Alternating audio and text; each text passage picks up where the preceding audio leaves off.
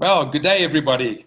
It's really exciting time for me today because I'm going to get to interview to you a special RC, someone I've met quite recently, known him for a while, Ryan Kelly.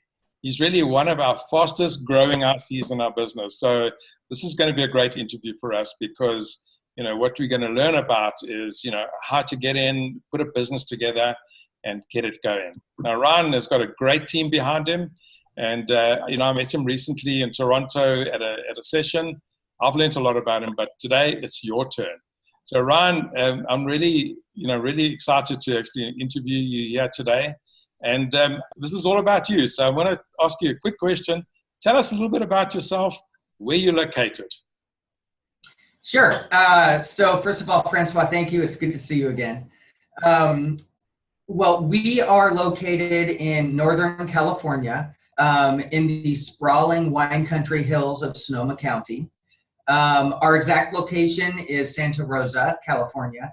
And if you're not familiar with where Northern California is, or where we're around, if you're familiar with like Sonoma or Napa or San Francisco, that's where we're at. So we're about 45 minutes to an hour north of San Francisco.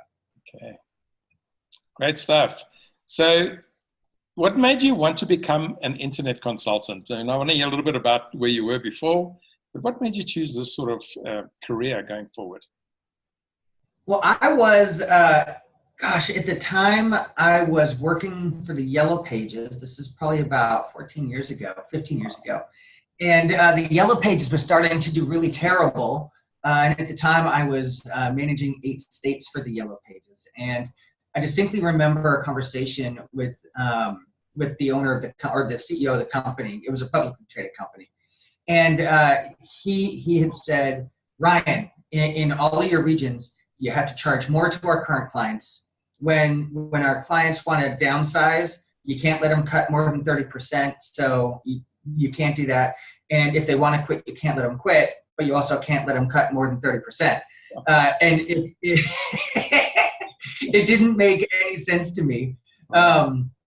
So I put in my notice. I gave him a 6-month notice. At the time, I was in my early 20s. I was making stupid money. And I was in a really kind of high corporate position. I was friends with my team that worked horizontally and vertically with me. So I didn't want to just give him 2 weeks and leave. So I gave him 6 months, and I said, you have 6 months. And Joe, the guy, said, no, I'm not taking your resignation. And I said, okay, you have 6 months. Today's the day. And he asked me why. And I said, I just see the Yellow Pages as a sinking ship. And I need to jump off. And I'm so sorry. Thank you for the life you've given me and the time and the experience. So he came back to me about 3 months later, and he said, I've created a new position for you. And I said, what's that? And he said, your new position of VP of Product Development Technology. And my job was essentially to figure out how to work the internet with the Yellow Pages. Wow. And that was, so I helped bring Yellowbook USA online and helped them with their first website, and then started developing products where we would use our 5,500 person national sales force to go around to small businesses and sell them cookie cutter template websites, which then finally blossomed into me going to San Diego, California, and building out giant warehouses full of people to do AdWords for Yellow Page sales. And then I met a really pretty girl at church, and I kind of saw the writing on the wall. I was traveling like 3 weeks of the month every month. And so I approached my dad one day. My father, Ken, had recently retired from a company that he started with 2 friends that's still to this day worth about $3 billion. So I went to him, and I remember one night he had just retired, and he was young when he retired, but he retired. And my mom opens the door, and she says, hey, honey, gives me a hug. And then she says, your dad is trying to garden with me. And I thought that was really funny. So I walked outside, and my dad, stands up out of the garden, and he gives me a big hug. And he says, your mom's making me garden with her. So that was when I sat down with him that night and said, I know a lot about sales. I know a lot about the internet. I don't know how to start a company, and I don't know how to run a company. Dad, you know how to do the other 2 things I So we started doing research, and we actually started our company called Creative Business Enterprises. And I went online and I would type in, good leave behind materials for digital marketing or good SEO contracts or things that I needed to kind of for the infrastructure. And I kept finding WSI stuff that I would steal, Photoshop my own logo on, and then use as our own. And eventually my father, Ken, and my mom, Judy, who's also a partner in the business, it was agreed that we would check out who WSI was. And from what we learned, it was a no-brainer. It's an already working system. So that's kind of how we fell into it. That's great. And so obviously your parents were a big influence in you making this decision. And it's fantastic. That's nice to hear, because, what you said was like important in my role too. I was in a business. I sort of had some business skills and I had to learn something new. But you needed that business skill and go forward. So it's fantastic that you've got that support, with your family. And I think, I don't know if you agree with me, but I think this type of business really lends itself well to families working, together as well. Yeah. My dad was always very influential to me. It's interesting. There was an article written about me recently, and they asked me the same question, and I kind of had to give some thought to how I would say this. And the thing that always drew me to business was the character that I saw in my dad, where he cared about his client's success and he cared about his team's success. So that's something that I've always loved and I've always appreciated about my dad. Fantastic. Would you like to meet my dad real quick? Yeah, why not? Hey, that's not a bad idea. All right, let's go on a field trip. Hold on. Yeah, great. Here we go. All right, let's see here. I'll turn you around so you can be my eyes. Okay. All right. Very nice. Mr. Kelly. Yeah, yes, there we go. Say hello to everybody. Just say hi. There you go. That's my dad, Ken. Well done. There we go. And here I'll introduce you to my mom, Judy. Judy, say hello to everybody. Hello, everybody. Hey, hi, June. It's wonderful. Oh, great. We're from South Africa. We're doing a great interview with your son today. Oh, that's fantastic. It's good to see your face again. Yeah, great. And then we have over here Brandon. How are you, my friend? Hi, Brandon is our senior project manager. Oh. Nice to meet you. I'm sure you got your work cut out for you with Oh, I do. And that's my office over there, but since we're doing introductions. Yeah, hi, Cynthia. Yeah, hey, Cynthia, how you doing? Hello. Good, how are you? She's our senior account manager. Right. And then we have Destiny. Hi, good morning. How are you? How you doing? Good, how are you doing? Great, thanks. And Destiny is our brand new social media coordinator. So there's the team, if you will. Now you've met Ken, Judy, and our supporting components. Well, you know what? I love your office, Ryan. It's fantastic. And the light that you've got in the view. Well done. That's something to aspire to. Thank you. Building it. Well done, really. I'm glad you did that. So thank you so much. Thank you.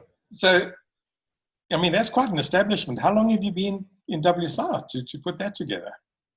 11 years. So we've been in 11 years. We did the first 4 years out of a house. And then we did the next 2 years out of another house that we turned into mostly an office. Wow. And then the rest of the time, pretty much here. We had a brief stint in another smaller location, but I found this great corner unit, and it needed to be completely rebuilt, and there was almost no windows and no light. And if I'm going to come to work every day, it's going to have to be something that I enjoy. That's right. And if you are going to come to work every day, what do you think? Can you share what your typical work week is like? Because everyone that I've spoken to, we know that people say, what do you do during the day? But it can be quite different and varied. So tell us a bit about what you do. Yeah. So I guess the first thing I would say is when we started 10 or 11 years ago, we were working, 10 plus hours a day, 5 days a week to get the thing off the ground.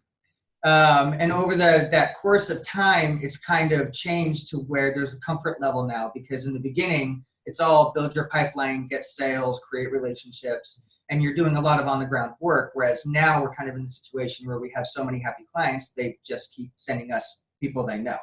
Right. With a little bit of organic search, for lead generation that we have to do. Right. But my average workday, I would say I come in around 9 or 10 a.m. And I would say that I'm generally out by 4 p.m.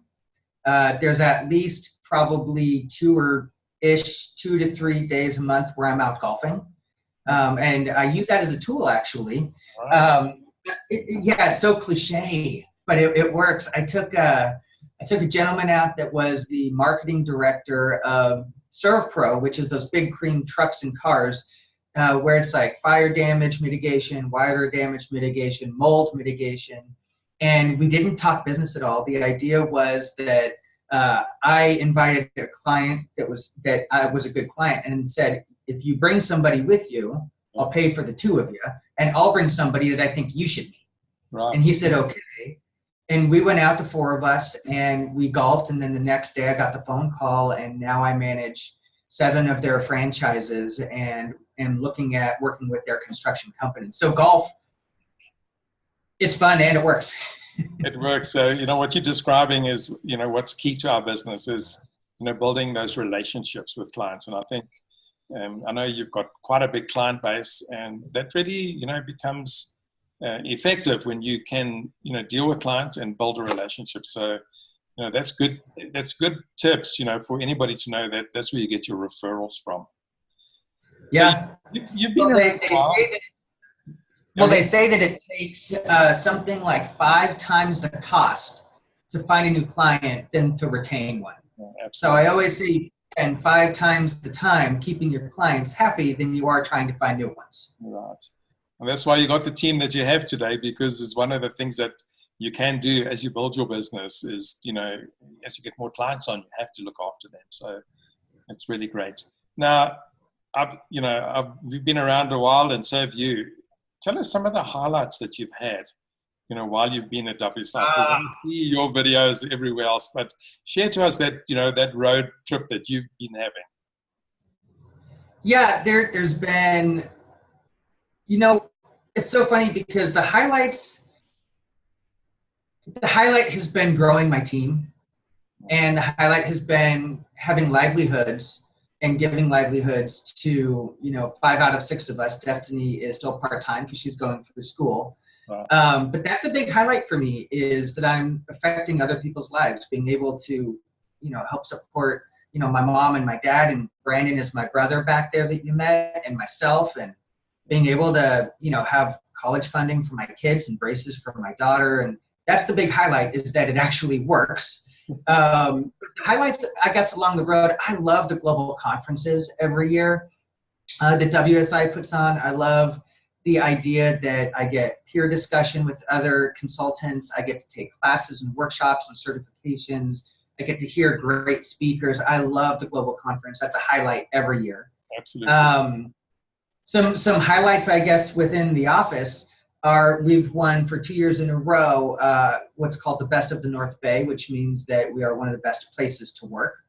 I got last year a WSI Contributor Award because I love to give back to the brand, because I remember years ago I was calling in all the time asking for help, and I had great people like, Neil Lappy and Chuck Bancroft and some other guys that were totally helping me along the way.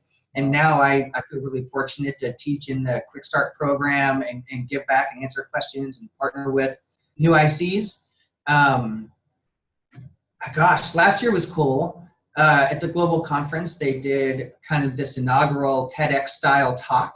And I was one of the 3 people that got to give it, which was humbling and really kind of almost like a bucket list check off. Judy has won 2 WMA awards for best websites in the country, 2016 and 2018. She also just won an Internet Advertising Competition Award for another website for being one of the best website built in the US. I mean, I could keep going, but there's just a lot of wins. I don't know if you can see it, but there's a bell on the wall right there. Yeah. And whenever there's a big win, we grab that and we go ding, ding, ding, ding, and we celebrate. And everyone comes out of their little holes in the office, and we turn the music down from that TV. Right now it's on Christmas music. I know it's before Thanksgiving, but that's okay. Right. So yeah, we have fun with all of our big wins. That's great. That bell reminds me of when I started. It was like 15 years ago. And I also used to ring the bell, and I used to buy myself a bottle of champagne. It was more than what I would make, but it was something about celebrating, And but yeah, that's awesome. What you've shown. There's two things here. You've got a good team behind you, and I think that's key. A lot of it is based on obviously the support that we can get as a franchise within WSI, and what you've done with the awards and that is really brilliant. It's just put you, right up there with the top people, in the US and probably in the world. So, well done on that. That's hard work, and and I think, I think with your family, you've got good support going forward. Now, real quick, I want to interject something. WSI provides a beautiful, well-working wheel. It's already spinning, oiled, greased, and it's all you have to do is plug your axle in, and your car starts to move. Right. But when you ask me about a big highlight or big wins, the culture is so big to me inside my office, and it's when we hired Cynthia and when we hired Destiny, and I'm interviewing somebody right now where if they're going to fit the culture of the office that I've created perfectly, I don't care really what they know. I can teach them what they need to be taught, but you can't really teach culture and commitment. And if somebody were to ask me to describe the culture of this office, I would say fun. I would say lighthearted. The majority of us have Nerf guns hidden under our desks, and we sometimes break out in Nerf wars. Thanksgiving is in a couple of days, and we're going to have our Friendsgiving today at lunch and sit around the conference table and have a nice meal together. We go out for happy hours a lot. We always celebrate birthdays and go out. Anyway, I feel like maybe one of the biggest wins I didn't realize till right now is that one of the big drives to work is not this beautiful office, but the culture within the office makes the office so fun. That's right. And, you mentioned earlier on Neil Lappy, Chuck Bancroft. I mean, those are two guys that even were my mentors. They're the original guys around. And now you also mentioned, you won the, WSI Top Contributor Award. And, that's giving back. And, and I'm all for that. So I think, people gave to me and people have given to you on your way up, and we give back. And that's what's made this business and our franchise, our network unique, is that, we're actually willing to help one another and move forward. So I think it's really great. Now, yeah, and real quick, one of the benefits, because you brought it up, one of the other benefits of working hard and having a good gross income and giving back to the WSI community is being a Top Gun. And that is easily one of my favorite things in WSI, is that there's a group of 20, 25 people who just want to give to each other, kind of as iron sharpens iron, working together for the greater good, and then giving that to the rest of the community. And then there's also the Top Gun trips that are super fun and lavish. So that's always nice.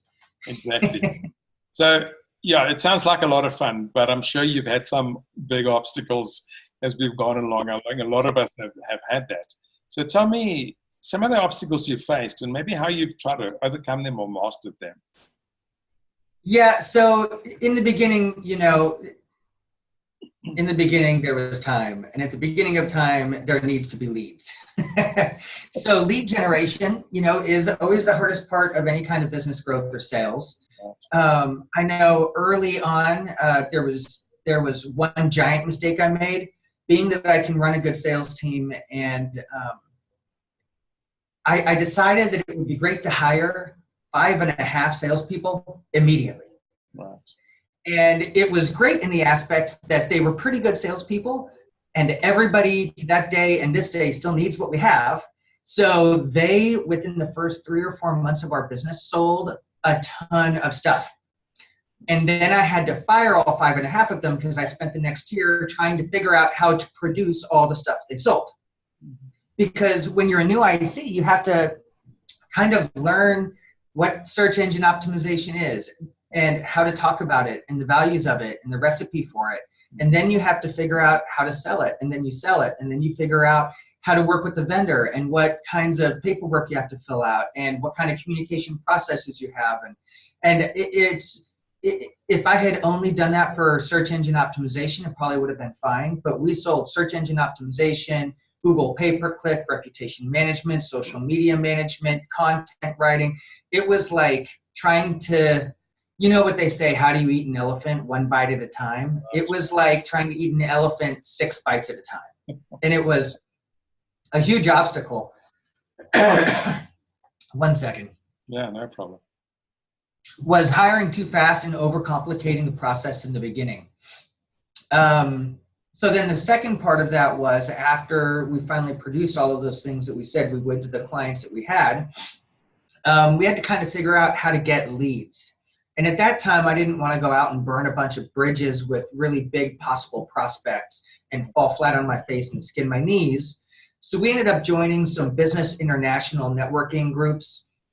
And we started joining the Chamber of Commerce, and it was pretty good. We were able to cut our teeth on smaller accounts, but then we kind of outgrew those smaller accounts, and then lead generation became a problem again, because now instead of working with the solopreneur, you know, that makes $150,000 to $250,000 a year, suddenly we're trying to work with companies that have 10 to 50 employees that are grossing $1 million to $50 million a year, and you just don't find those kinds of people in these networking groups. Yeah. And that was about 4 years ago where we made that big transition. So I would say lead generation is always kind of a moving obstacle, but that's always part of business. How do you find clients? How do you measure retention? How do you measure, attrition? So there's those. And then in the past, I've had a problem hiring the wrong people because I was trying to hire people based on everything they knew instead of based on who they were as a person and their culture and their willingness to learn. And then I guess a big part, one of the obstacles early on was trying to make sure I'm selling the right products, the right strategies for the problem or the issue or the pain that we're trying to fix within another company. And in retrospect, I kind of learned that pretty quick within the first couple of years because I was the really obnoxious kid that was calling the WSI home office saying, hey, who do you know that's really good at SEO? I need to make sure I'm selling the right product. That's right. So I made it through that one faster than the other two. But those were probably my top three things. And lead generation today, in terms of organic lead generation, trying to find people that need us that don't know us, it is still a struggle. It's just, it's really easy to go find smaller clients, but I don't want smaller clients at this point, 10 years or 11 years in. I want big clients. But referrals right now, after building the business, are our number one sale. Right. So it's hard work in the beginning, I know. And I think as you build a successful business, the referrals really turn out. But, getting out there, I think, is one of the most important things. When you do start your own business, you can't always rely on others. You've got to get going. So you're a man of many talents and skills. What about some of the skills that some of us don't know that you have? Yeah, so that's a great question. I'll preface it with a little story. So when I was younger, I thought that it would be a lot of fun to be a parks ranger, right? If you're international, that means that you're somebody that helps take care of the parks, take care of campgrounds. You're a park ranger. I thought that'd be so fun because as a hobby, I love camping. I love the outdoors. I love the water, the dirt. So I went to go to school to be a park ranger and realized very quickly I love it as a hobby, not as a career. So a similar thing kind of happened where when we started WSI and pre-WSI was the creative business enterprises, we thought that event planning would be awesome because I am just by nature of creativeness, organization, people tend to follow me pretty easily. It's just a God-given thing. So we started kind of dabbling in event coordination, and I realized, even though I was very good at it, I did not want to sell it and make it part of my job. So now I do it for fun. In fact, right now I'm in the throes of planning our 7th annual Poker for Presents, where just a funny quick story, but it was about 8 years ago. I was playing poker with 5 friends, and a buddy won all of our money, as he did regularly. And he said, you know what, I don't need the money. This was fun. We had pizza and beer. Everyone take your money back. And we all said, no, you worked hard to take our money for 3 hours, and that's the name of the game. So he refused to take it. So we all agreed in unison that we would donate the money to a good cause around the corner called COTS, Committee on the Shelterless, Helping Homelessness. Okay.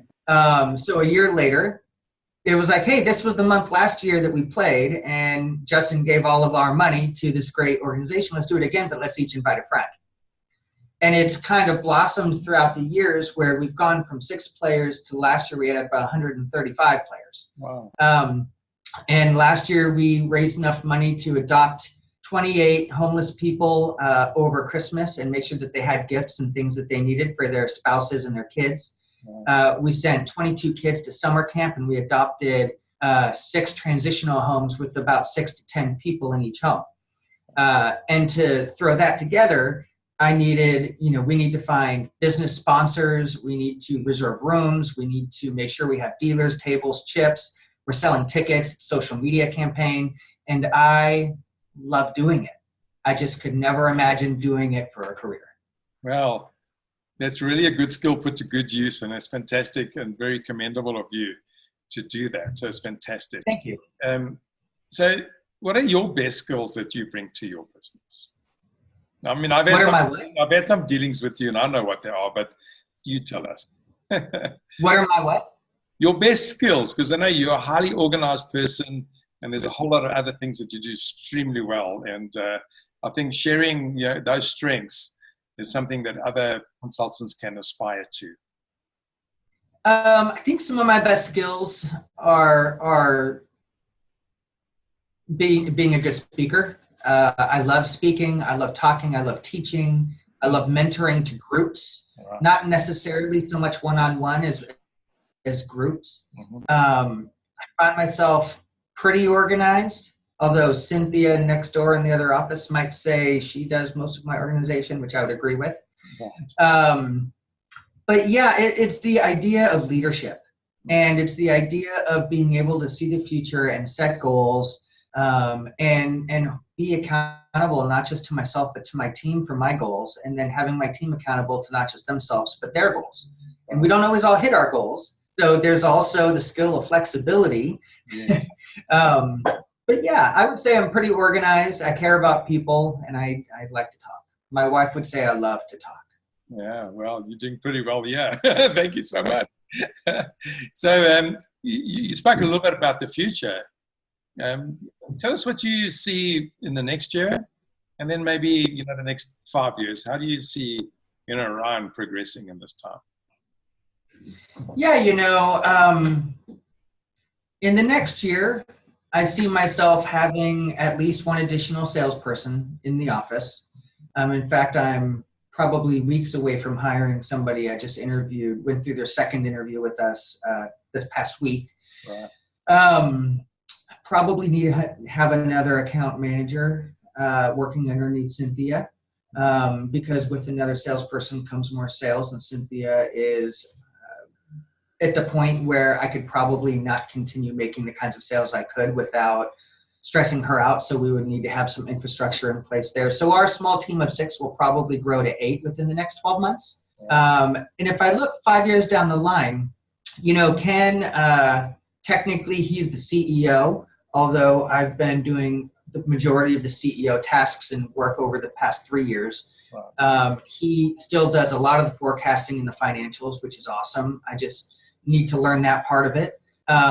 And we are kind of succeeding him out of the business over the next 2.5 years. Right. And I will be taking that CEO title, and he'll get to just do whatever he wants to do. And I can't imagine he won't be coming in most days, but he'll probably come in for an hour and play on his phone and then leave. I don't know what he's going to do, but he loves it here. Yeah.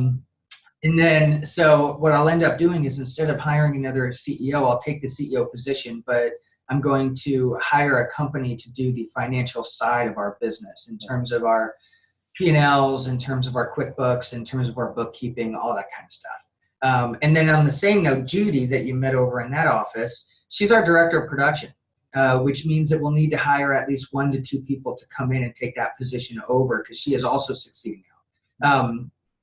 And at that point, 5 years from now, with having Ken not full-time and Judy not full-time, and then hiring 2 people there, and we'll probably have another salesperson and another account manager, I would guess we'd probably be closer to 9 to 12 full-time employees. And I'd like to see us probably with about triple the revenue to support that growth.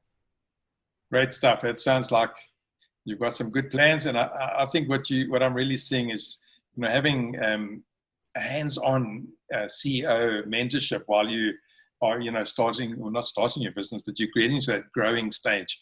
It's always good to have, that sort of experience that you can draw on. Yeah, absolutely. So you've been around, you're doing really well. So I'm a new RC wanting to join this organization. What advice would you give me? Because it's just yeah. Have a good massage therapist on call. I don't know.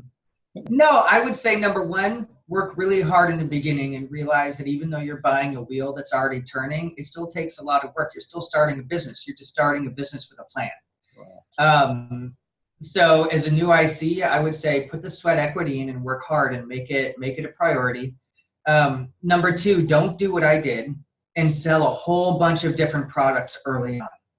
It's a lot to learn, and you don't want to do wrong by your client. Yeah. I would say start with selling search engine optimization. That's my own personal recommendation, and I'll tell you why. Yeah. Number 1, it's kind of the easiest product to learn. Number 2, it's the easiest product to talk about. Number 3, the majority of businesses in the US and abroad need it. Number 4, it's easy to sell. Number 5, it has probably the highest net profit of something that you can sell, in my opinion. And number 6, it's the easiest to produce with a supplier. Right. So because it's easy to talk about, easy to sell, and easy to produce, and easy to manage, it's kind of a great gateway where when you start that relationship and you're really becoming a specialist in your area, right? Like people all around Northern California know Ryan Kelly, he's the SEO guy, right? Even though that's, that search engine optimization is a little bit over 50% of our entire business, you naturally, as a byproduct of that, sell your SEO client a new website. So now suddenly you have to figure out how to learn this new product. But it's like a side business instead of your whole business is trying to learn all these things. I say, pick one thing, keep it easy, really master it, make a name for yourself. And while you're doing that, you're naturally going to have to help someone build a website here, but you're not trying to build 5 websites while doing this. Exactly. Does that make sense? That's the perfect advice. Ryan, you've nailed it there. You're going straight into marketing. I've seen many RCs start off with big projects. Like they close the e-commerce project and it keeps them busy for 9 to 12 months. And, it takes your eye off the ball because you mentioned earlier on lead generation is key. So if you can't get out there and sell things that can move quite quickly, it can be difficult in the beginning. So, solid advice. Thank you. What would your personal motto be? Oh, my personal motto. Yeah. Albert Einstein once said, chance favors a prepared mind. Okay.